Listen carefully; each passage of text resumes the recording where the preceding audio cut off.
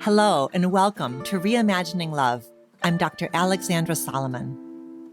I have been studying relationships for over 20 years as a couples therapist, a professor, an award-winning author, and as a wife, mother, daughter, sister, and friend. Now, I'm inviting you into this space each week as I dig into some of the toughest and most fascinating relational dilemmas of our time. If you want to discover how to create vibrant and loving relationships in your own life, you have come to the right place. This is Reimagining Love.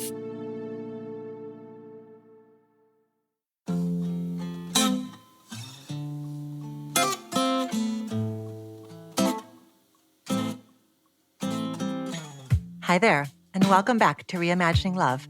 I hope that your year is off to a really gentle start.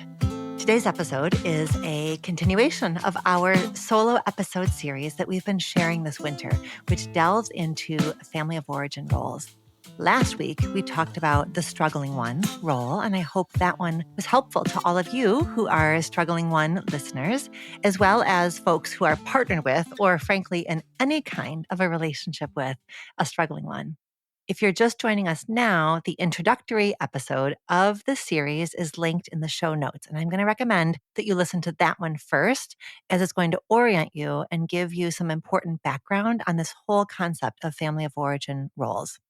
If you've been with us in this series, then you are all ready to dive in with me today as we explore the next role. Today's episode is all about the peacemaker role. Remember that this work is about getting to know yourself, but it's also going to help you get to know the people around you. So even if you suspect that you are not a peacemaker, I hope you're still going to listen to this episode, because it's going to help you better understand somebody close to you who probably is a peacemaker and help you just create that much of a deeper connection with them. And later in the episode, I'm going to talk directly to the partners and friends of peacemakers. So there's going to be some takeaways and action items for you as well. So something in this episode for everyone. Also, if you're enjoying the series, I would love to hear what is landing for you about it. So feel free to leave us a review on Apple Podcasts and tell us what you think. It's only going to take a few moments of your time, and it's a really great way to help me and to help the Reimagining Love team continue to create content that feels supportive and helpful. And it's a great way to help new listeners find our show. Okay, so the plan is for this episode, we're going to look at the origin story of the peacemaker, the cultural factors that might reinforce that peacemaker role, then the impact of being a peacemaker on friendships, on work relationships, on intimate partnerships. And then we're going to move into the interventions. And the interventions are not here to fix you because you are broken, but rather to free you from patterns of refereeing or mediating in your relationships. And a quick reminder that at the end of the series, we're going to be sharing a set of worksheets with tailored journaling prompts and practices for all of the roles. So if you would like to receive that offering later on this winter, make sure you are signed up for my newsletter, which you can find a link for in our show notes, or you can visit dralexandrasolomon.com/subscribe to get added to our mailing list. So if you've already taken the Family of Origin Roles quiz, which you can also find in the show notes, and you've identified yourself as a peacemaker, then you probably already have a sense of why that role suits you and why it reflects the experience that you had as a young person in your family of origin. But here are some check-ins for you, some telltale signs that this might have been your role. Okay, here we go. Number one, you often wound up mediating or diffusing tension, especially between parents or between a parent and a sibling. Number two, when you were a kid, and maybe still today, you engaged in quote unquote shuttle diplomacy, like shifting back and forth between warring factions and helping each side see the other side's perspective. Number three, rather than retreating or hiding away when there's tension, you often found yourself stuck in the middle, or you found yourself providing comic relief in a desperate attempt to make it all go away. Number four, You were the family mascot. What do I mean by that? You were like the heart of the family. You rallied as needed this family system. You sort of like carried the torch for why we're a good family, how our hearts are in the right place, how we know who we really are after all, that kind of family mascot vibe. Number 5, if your family of origin was a company, you would have been the director of the human resources department, right? Like that centralized conflict management mediation role. Number 6, if your family of origin was a university, you would have been the ombudsman. Number 7, as an adult, you identify as an empath. You are sensitive to other people's emotions and the dynamics between the people that you love. You're real good at reading the room, and you almost do it like compulsively. In fact, it is harder for you to stay in your lane and block out the energy of the room than to just freaking see it, feel it, and get involved with it. Number 8, you are viewed as a diplomatic figure within your family or with your friends. Number 9, you feel the weight of other people's emotions and their relational issues. And it's hard for you to detach from conflict, even conflict that frankly has nothing to do with you. And the 10th thing is something we've done for all the episodes, which is for each of these roles, I'm assigning like a sort of bumper sticker or catchphrase. So for the peacemaker, that motto or the core belief is this: I am loved to the degree that I am diffusing tension. And then, like we've been doing, I'll share some examples of the peacemaker from pop culture. My team and I are having fun trying to figure out, okay, who do we know from movies and TV and books who represents these roles? So for the peacemaker, we came up with Jess from New Girl and how she like puts herself between her roommates and tries to get them to work through their conflicts. We thought about Meg from Little Women and the way that she expects her family to get along and live in harmony. We thought about Jane from Pride and Prejudice, how even amidst family chaos, she's always there trying to smooth things over and ensure a good future for her sisters. And we thought of Siobhan Roy from Succession and how she is expected to mediate family drama. And you may come up with some examples of your own. And for sure, as always, send me an email or a DM and tell me who you come up with. I want to flag that the next episode of the series is going to be about the 5th role, which is the parentified child. And I want to highlight for our purposes today here that there's some overlap between the parentified child and the peacemaker. So like in both of these roles, the theme is that there's a young person who's supposed to be in the quote, like child cohort. And that young person gets emotionally brought up into the adult cohort. And that young person is what we therapists say is triangulated into grown up stuff. And triangulation happens in an effort to create stability or homeostasis. Remember how we talk about how a family system is like every system. And one of the properties of a system is that it seeks stability, it seeks homeostasis. And triangulation is one way that systems try to create stability. So that the peacemaker that we're focusing on today and that parentified child are both really involved in family triangulation. So in both of these roles, we've got a child who's attempting to create emotional safety inside of themselves by exiting their role as a child and trying to do grown-up work long before they were ready to do so. It was not appropriate. They were brought into a space that they really shouldn't have had to be in. But here's the distinction that I'm making between these two roles. The peacemaker, our focus today, seeks emotional safety via doing, intervening, distracting, humoring. And the parentified child seeks emotional safety via being, supporting, validating, comforting, nurturing. Can you feel that difference? You sense it? It's like the peacemaker is active, like doing something to create change. And the parentified child is being. It's a little bit more passive. They're a safe listening ear. They're a substitute partner for a lonely, misunderstood parent. Okay, now that I've mentioned that distinction between those two roles, the next thing I want to do is highlight that there's like almost like two types of peacemakers in my experience. The first one I'm calling the family mascot peacemaker. The second one I'm calling the referee peacemaker. So the family mascot is a peacemaker who uses their personality or their humor to diffuse tension and bring people together. The referee peacemaker is like getting in between family members and diffusing conflict that way. So it's, the theme is the same, right? It's about diffusing tension. It's about putting yourself in the middle of a problem that didn't begin with you, that's certainly not going to end with you, and doing something, mediating, quieting them down, or making them laugh and distracting them. So there are times in this episode where I'm going to kind of like highlight the family mascot peacemaker or highlight the referee peacemaker. But that coping strategy of inserting yourself where you shouldn't have to be, that's universal among all of our peacemakers. So let's look a little bit more closely at the price that our peacemaker pays for mediating, whether it's through refereeing or through humor. With any of our family of origin roles, when we're looking at the behavior that arises from the role, that behavior is an attempt to cope with a really yucky feeling that the kid is having on the inside. And that yucky feeling is, I don't feel safe. So our peacemaker was hyper aware of the tension or the conflict or the unhappiness of the big people around them.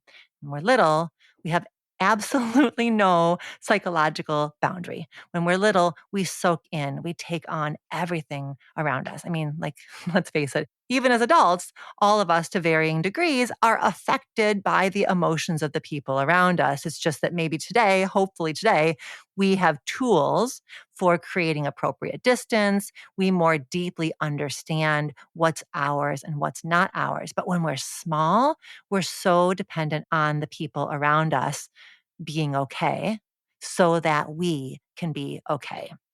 So our peacemakers' desperate attempts to create peace was truly a survival strategy, attempting to make the problems better, attempting to make the big people happy, attempting to make the big people feel connected to each other. And as a peacemaker, this was an absolutely dreadful place for you to be as a kid, feeling triangulated in between two people that you love very much who are struggling in their relationship with each other. It's awful.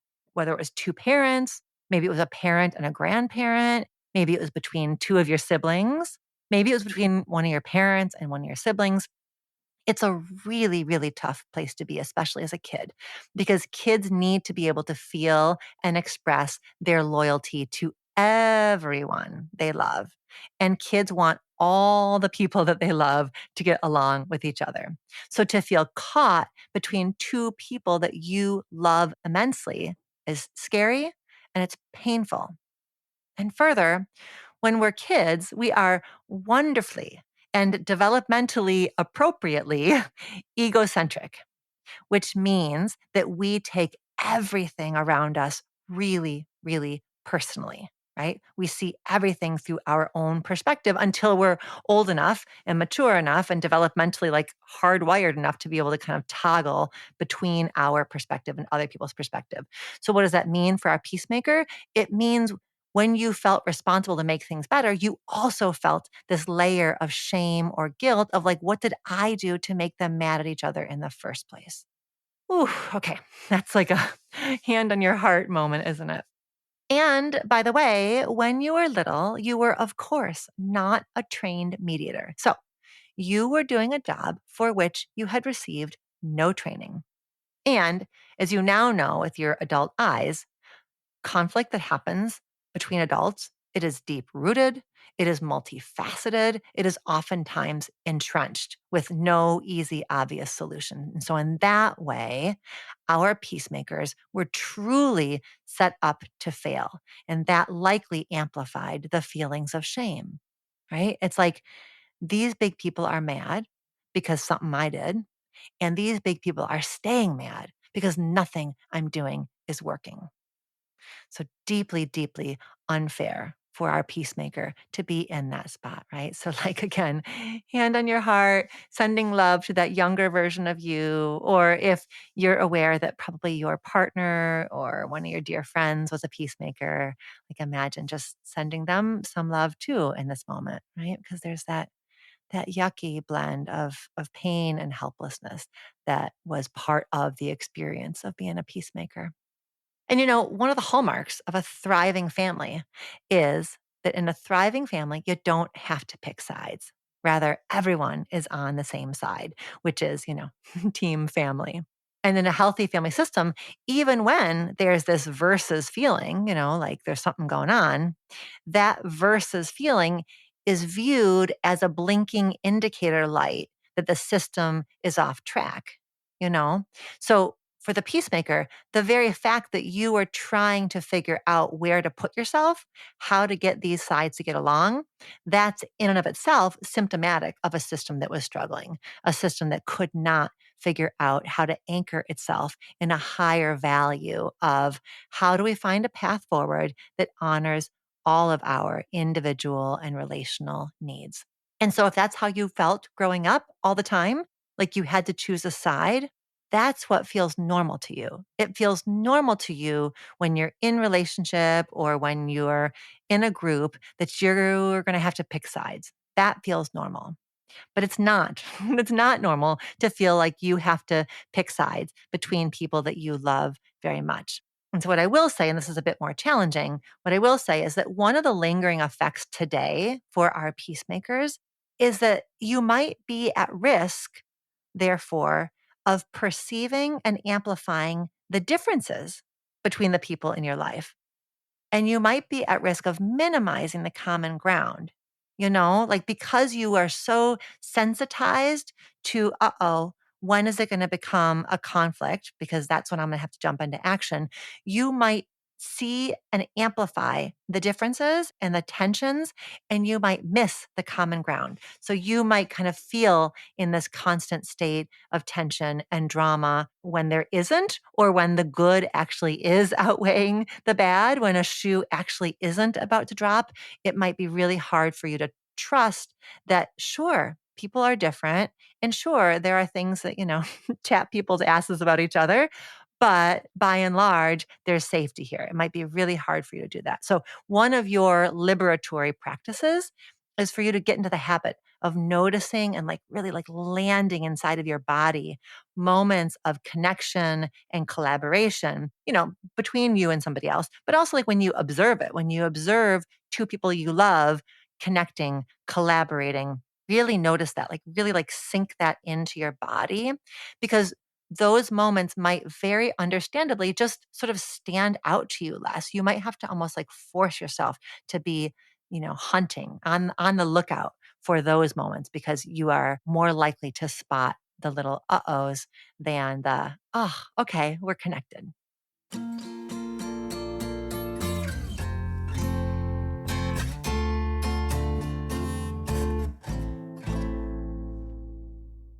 All right, so we explored the function of the peacemaker, which is to keep things from going too far off the rails in the system. And let's talk about the wounds. The wounds that come from having played this role include having difficulty understanding your own feelings because you are so used to focusing on everyone else's feelings. Another wound is feeling hypervigilant, because how can you ever relax and surrender when you don't know if you're about to be called into action? Another wound is struggling with guilt and shame and responsibility for the well being of the people around you. Another one is having difficulty noticing ease and connection because you attempted to create emotional safety and predictability by noticing and solving for the tension, right? And the last one I would just flag is another wound is feeling like you need to be needed, feeling like your sense of worth and value and sense of self, frankly, is determined by the degree to which you're being utilized by the system. And that clearly is a result of everything that we're talking about here. So, as we know, our wounds and our gifts are next door neighbors. So, if we're going to talk about the peacemaker's wounds, we're also going to talk about the peacemaker's gifts. And the peacemaker's gifts include being intuitive, being empathic, being able to read the room, noticing subtle dynamics between people that you care about. And those gifts remain with you today. And the challenge, as is always the case, is discernment, like you can see multiple perspectives, you can hold space for lots of emotions, but at what cost? And the cost is often struggling to recognize and to tend to your own perspective, your own emotions, or frankly, sometimes not even knowing what your own emotions and your own perspective might be. And when it comes to survival strategies, of course, our peacemakers go straight to being helpful. Unlike in some other roles, we've talked about defaulting to things like retreating or, getting louder, creating a scene. For our peacemakers, when there's conflict, the survival strategy is to engage. And what's harder than engaging is feeling helpless or guilty or ashamed at having done nothing to try, at least, to diffuse the tension. Let's talk now about how cultural conditioning impacts the peacemaker role. And we'll start with some notes on gender. When I think about a male peacemaker, I think about the way that they were a little boy in their family, a son, a brother. And I think about ways in which a son in a tense family system might feel the need to physically get in between folks who are fighting, to kind of put his body in the fray, that like referee type of peacemaker. And this positionality of like putting your body on the line reinforces the boy as sort of being valued as a bodyguard or like a traffic cop figure. And especially if he was the only brother among his siblings, he may have felt that charge even more so to get involved, even when he was young, even when he was small.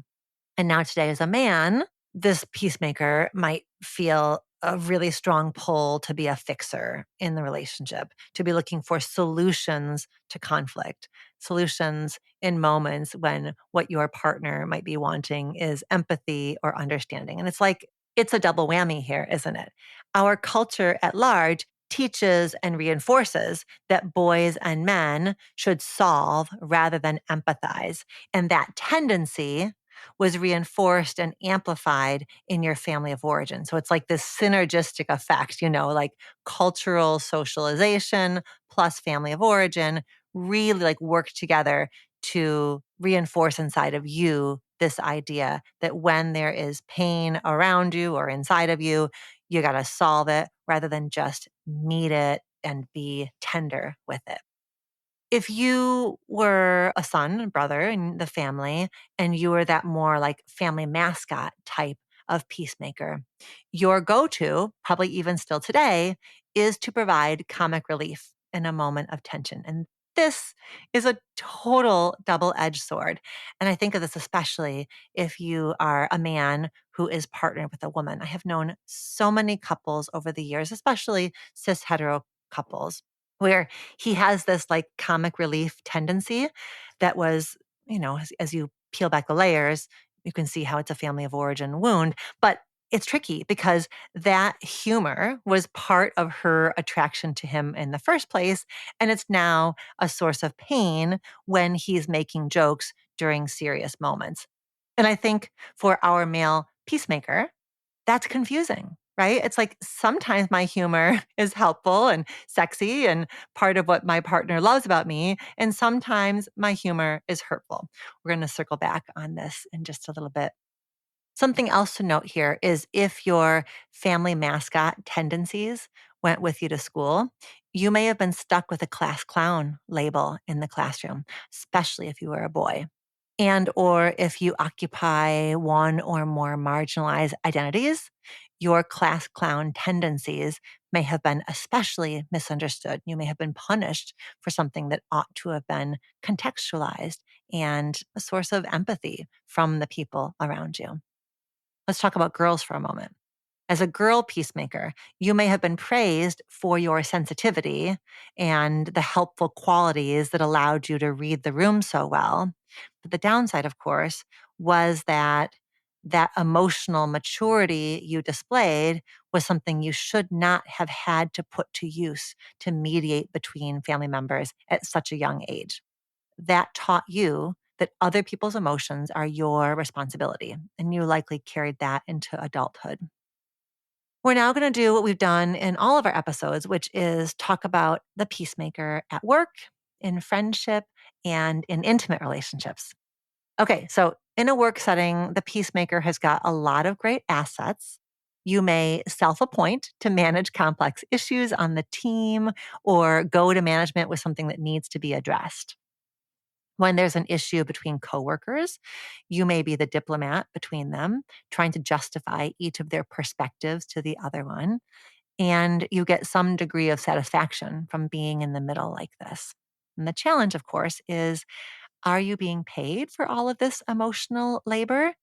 And, it's tricky when the system is asking something of you and it's something that you can readily and competently give, but at what cost? And one cost, of course, is that you get roped in, you try to be helpful, and then when shit blows up, because that's usually what shit does, you may end up getting stuck holding the bag. You may end up getting blamed for your interference and your meddling, and that can end up feeling confusing to you, and you may end up feeling pretty frustrated by that whole scenario. Similarly, in your friendships, you likely play the rescuer role. Do you know about Karpman's drama triangle? This is a kind of an older concept, but a concept that therapists really like and find helpful. So, this is a model of social interaction that was created by Stephen Karpman, and it describes the dynamic of a conflict within a group.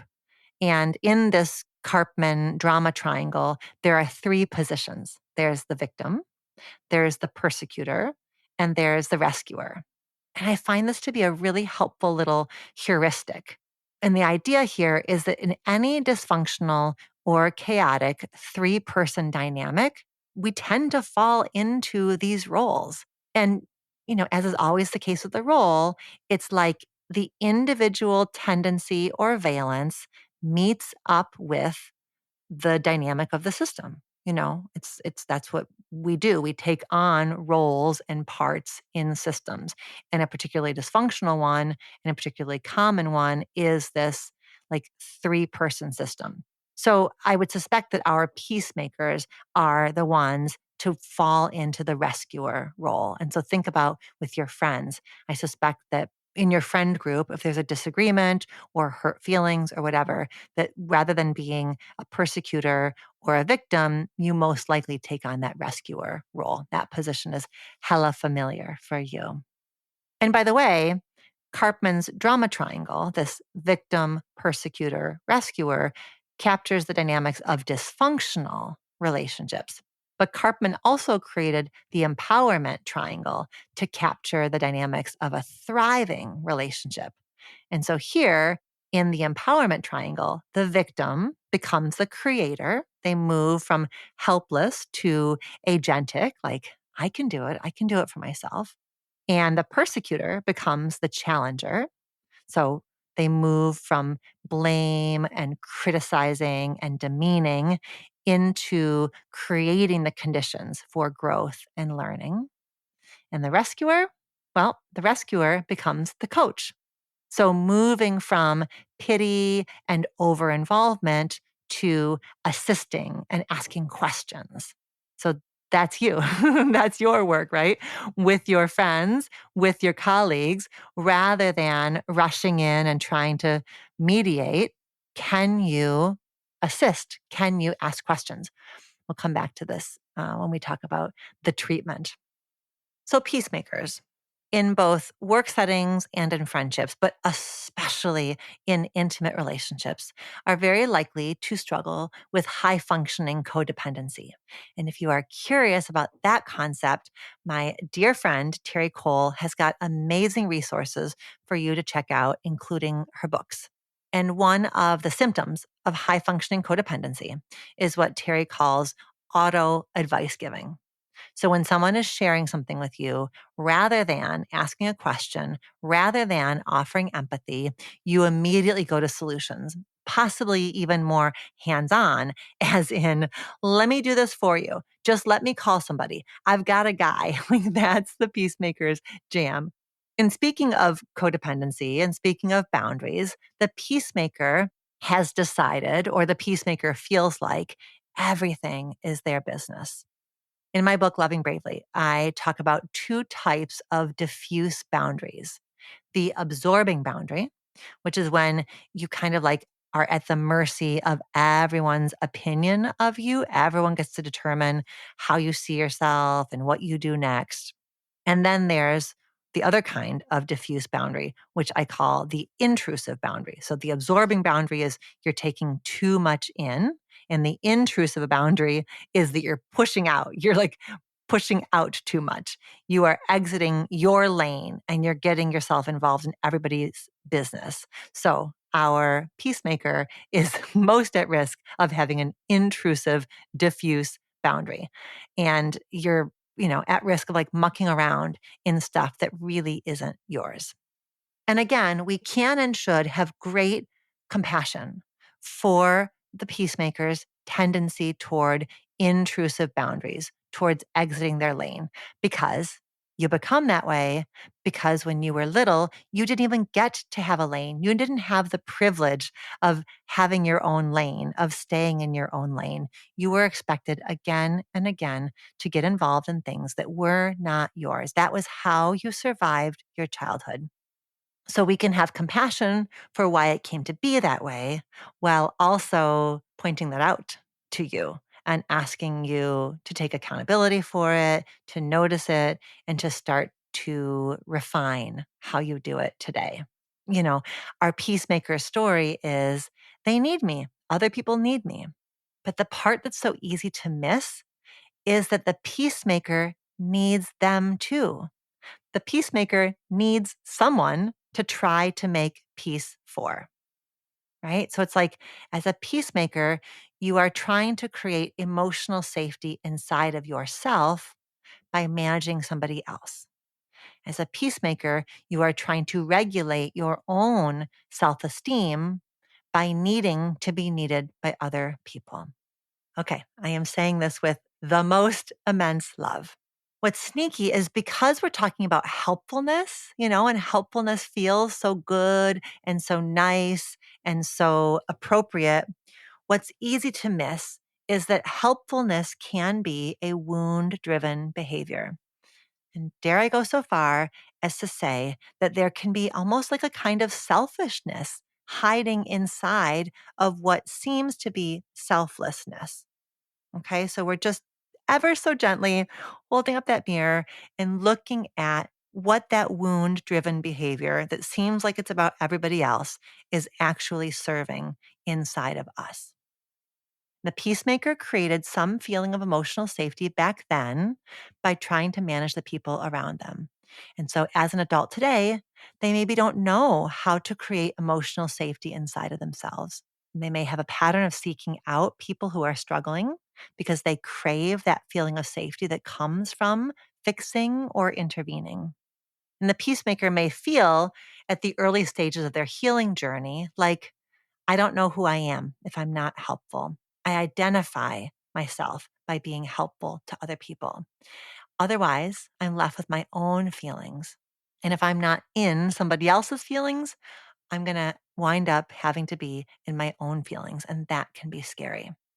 I think we can see this sometimes in moments of family crisis, when there's, for example, like a death in the family. Our peacemaker may be especially prone to ignoring their own sadness, their own grief, and they're just so busy jumping in and helping everybody else with their big feelings. If you were a peacemaker, we can have so much compassion for why you felt like you had to be in everybody else's business when you were little, because it really was that vital. It really was that urgent. But as an adult, there's almost like this arrogance to think that people really need you in their business all the time. And so I would just invite the peacemakers out there to consider that. Are you really needed as a mediator by all these people in your life? Or are you just a little bit terrified to take off your cape?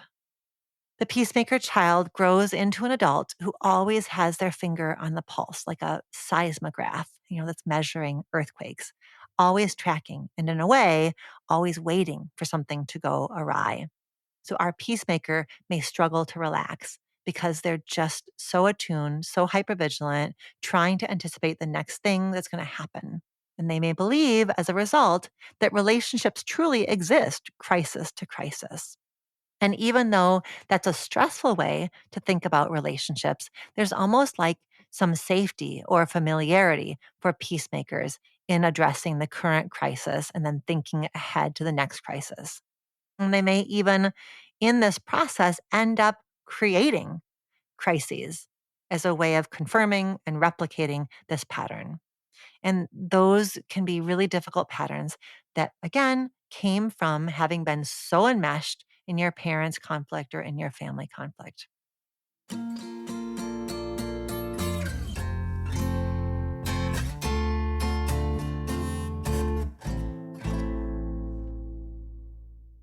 Let's explore what happens for peacemakers in intimate relationships, beginning with the scenario of two peacemakers in a relationship together. So we have two people who are expert at reading other people's emotions, but who perhaps struggle to read their own emotions. And the image that comes up for me is that we used to have this highly reactive schnoodle named Sawyer. And when Sawyer would meet another dog, I couldn't tell if she was scared of the other dog or if she perceived that the other dog was scared of her. And I would wonder, okay, is that other dog actually scared of Sawyer? Or is that other dog perceiving that Sawyer is afraid of her? And I think that's a little bit how it is with two peacemakers. There's a lot of sussing out in silence. There's partners wondering if the other one is angry and then trying to use their perceptive powers to solve that rather than bringing up issues, rather than addressing issues. And it's like if you're always on the lookout for problems, you may inadvertently project or create false ideas about your partner's emotions. And when you have two folks doing this at the same time, you can just imagine the chaos and the confusion that ensues.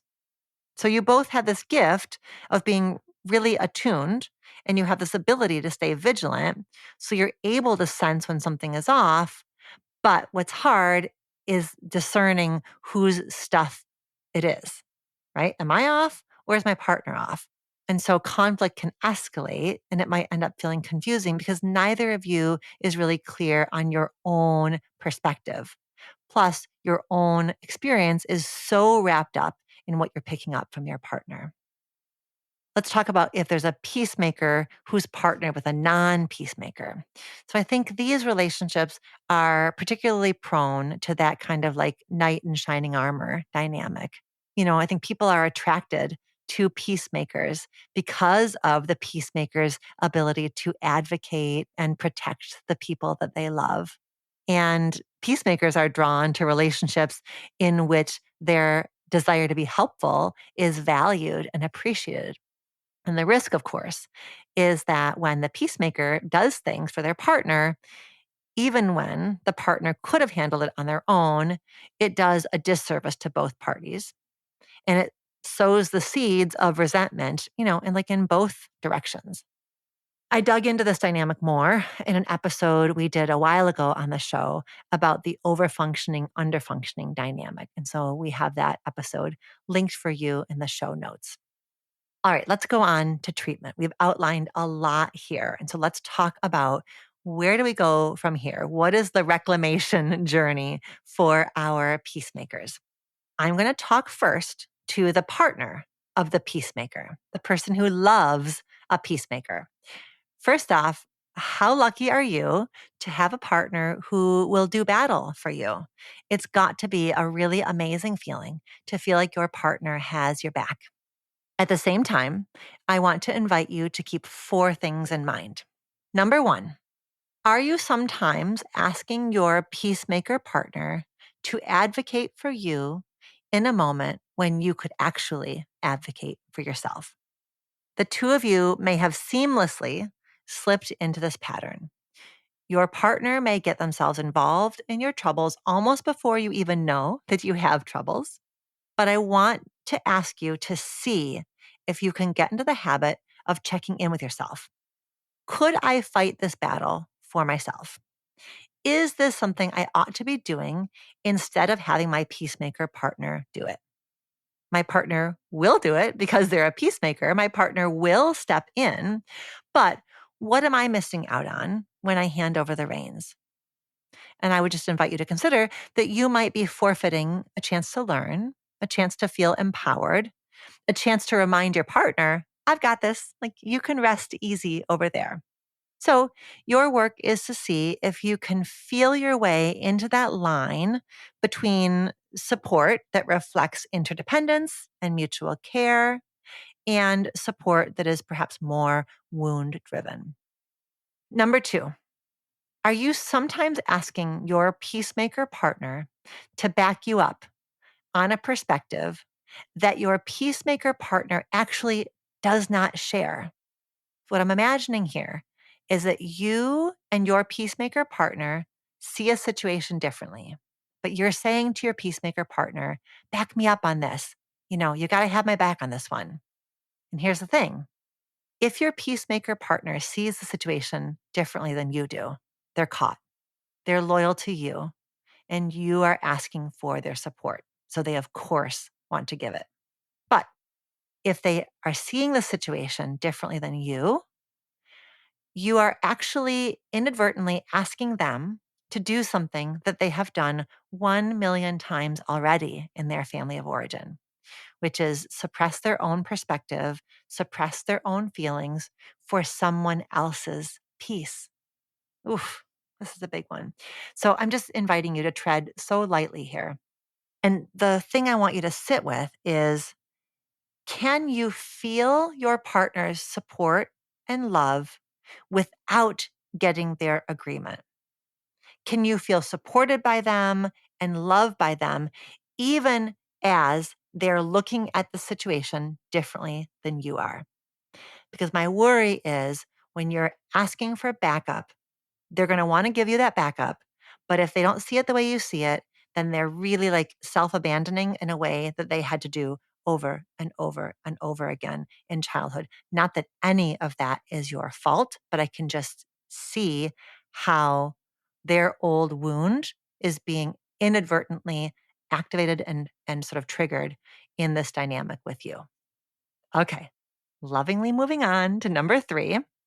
If your peacemaker partner is that like class clown, family mascot variety, are you perhaps inadvertently shaming their use of humor? So, as I talked about earlier in the episode, you may have a complex relationship with your family mascot, peacemaker partner's use of humor, right? Like you love your partner's humor in some contexts and you are exasperated AF by it in other contexts. And when things get tense between the two of you, your peacemaker partner may be prone to making a joke. And I can completely imagine a scenario in which, when that happens, you get salty, saying something like, can't you ever just be serious? Or how can you make a joke at a time like this? Or why are you so inappropriate? Or why are you so immature? And I am not in any way, shape, or form justifying your family mascot, peacemaker partner's behavior, but I am inviting you and perhaps challenging you to contextualize it. That moment of humor is a coping strategy, and it's likely a coping strategy that began long before your partner met you, albeit it is a misguided coping strategy. It's a coping strategy that needs to be grown up for sure, for sure, for sure. But what might be different for you if instead of fussing at them, you could almost see your partner's inner child in your mind's eye? If you could almost like imagine that they're feeling threatened, could you maybe in that moment, instead of getting salty, get curious, saying something like, okay, I suspect that something is feeling uncomfortable for you right now. Can we talk instead about what's going on for you right now in this moment? And I get that this is asking you to do some emotional labor. And I get that it is not your job to help your partner retire an old, worn out coping mechanism. And I get that you cannot do it alone. Your partner needs to also be wanting to grow up this old strategy. But in an intimate relationship, we are all challenged to be our partner's allies in healing, right? So at the very least, I wonder what might be different if you could at least keep their use of humor tied to their family of origin role. And if you can at least do that, you will perhaps feel less personally offended when they crack a joke during a tense moment. It will feel less personally offended, right? You won't have to take it so personally. You can remember, oh, this is not about me. This is what they do in moments like this. Okay, 4. I just want to acknowledge to you, the partner, the peacemaker, that I think there can be a certain kind of loneliness that you may live with because your peacemaker partner is forever inserting themselves into every family drama that is going on within their family of origin, within their work group, maybe within your family of origin. And I could imagine a world where you feel some resentment about how much energy they're putting into these conflicts, which of course never seem to resolve. And I want to invite you to hold compassion for your partner, remembering that for them, it's an enduring vulnerability to just kind of impulsively jump into the pond. It's their go to move. And especially with their own family of origin, it's going to be particularly ingrained. So I see your work here as twofold. One, see if you can offer empathy rather than criticism, gently inviting them to check in with themselves about the price they're paying for their involvement and the price your relationship is paying for their involvement. And 2, soothe yourself and maybe even entertain yourself while they're immersed in this round of drama. And that will help you mitigate your own feelings of loneliness and resentment.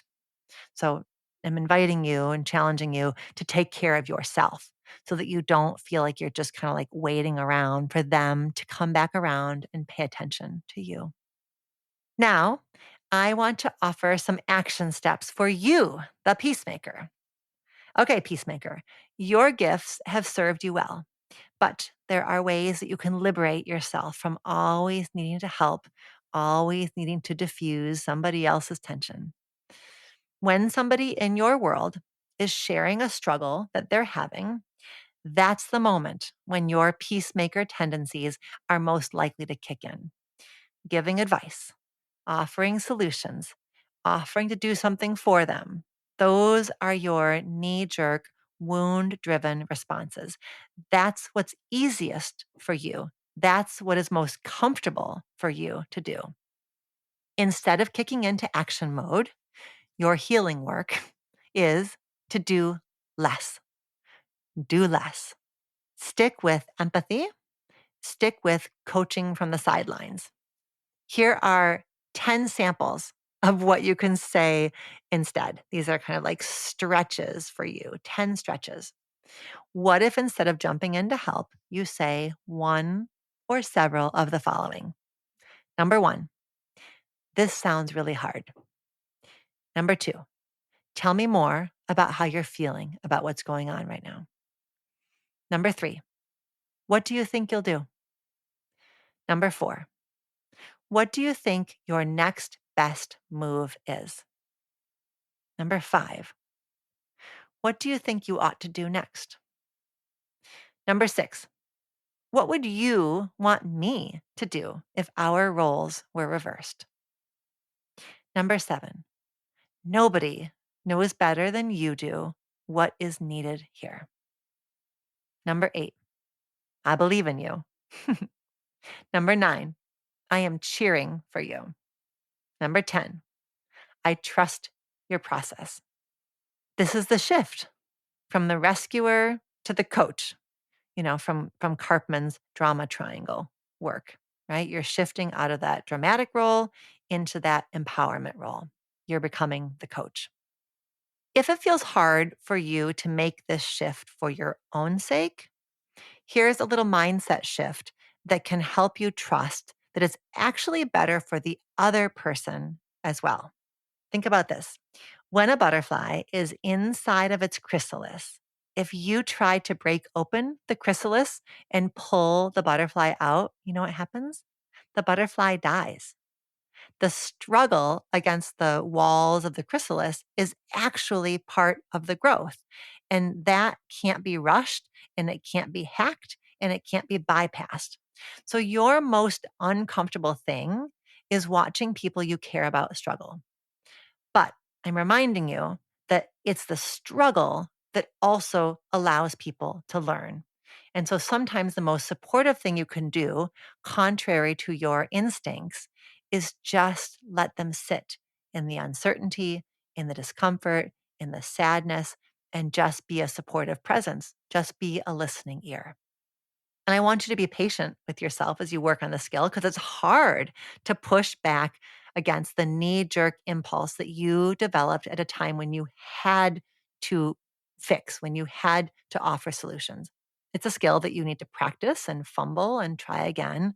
And I think the people in your life are going to thank you for doing so. I also want to invite you to interrupt your fixer process by journaling. So, like the next time you find yourself in a tense moment where your fixer tendencies are kicking in, pause, step away, take even just 10 minutes and journal about what you're feeling. You can even do voice journaling, which is what Alex L. talked about during her Reimagining Love episode, where you just grab your phone and make a voice memo. So talking it out or writing it out is going to help you return to your lane, to help you focus on what's actually within your control rather than what you can do about the situation or what you can do about the other person. Creating that separation between your feelings and perspectives and the other person's is going to be a really important practice for you as you heal and as you round yourself out, step out again and again from that peacemaker role into a more authentic, multifaceted, full version of yourself. And I'm now going to offer some mantras for you, the peacemaker. We've been doing this in every episode, and I love this part. So I've got some mantras teed up here for the peacemaker to keep in their back pocket and just use these again and again to just soften those edges and to help you be more present with just a more like wholehearted version of yourself. Okay. If you want to even just close your eyes right now and let these mantras like kind of soak in to you. Here they are. Not my circus, not my monkeys. I give people the gift of learning their own lessons, even sometimes the hard way. Tension is part of any relationship, and it's not on me to resolve it. I am a human being, not a human doing. My worth is not contingent upon my helpfulness. Less is more. I trust the process. I only have control over my side of the street, and thank goodness for that. Okay, Peacemaker, I see you. Your empathy is part of what makes you so special. Your fierce ability to put yourself on the line is incredibly commendable.